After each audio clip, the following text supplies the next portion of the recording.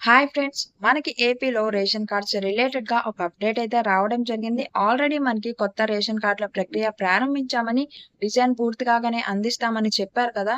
So, మనకి ఇప్పుడు వచ్చిన అప్డేట్ ఏంటంటే సీఎం చంద్రబాబు నాయుడు గారు 1,36,420 రేషన్ కార్డులను తొలగించమని అధికారులను ఆదేశించడం అయితే జరిగింది.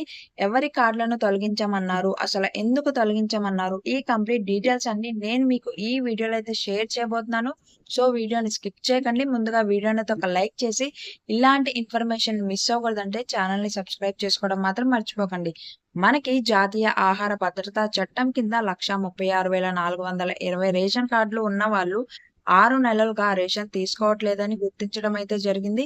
సో, ఎవరైతే 6 మంత్స్ నుంచి రేషన్ అనేది తీసుకోవట్లేదో వాళ్ళ కార్డులను వెంటనే తొలగించాలని మనకి సీఎం చంద్రబాబు నాయుడు గారు ఆదేశించడం అయితే జరిగింది. సో, ఇలా సొంత ఊర్లోనే రేషన్ కార్డు పెంచుకుని ఉద్యోగం రీత్యా వేరే ఊర్లో ఉంటున్న వాళ్ళే మాక్సిమం ఇలా 6 మంత్స్ నుంచి రేషన్ అనేది తీసుకోకుండా ఉంటారు కాబట్టి, మీ రిలేటివ్స్‌లో గాని, ఫ్రెండ్స్‌లో గాని ఇలా ఎవరైనా ఉంటే గనక ఒకసారి వాళ్ళకైతే ఇంటిమేట్ చేయండి.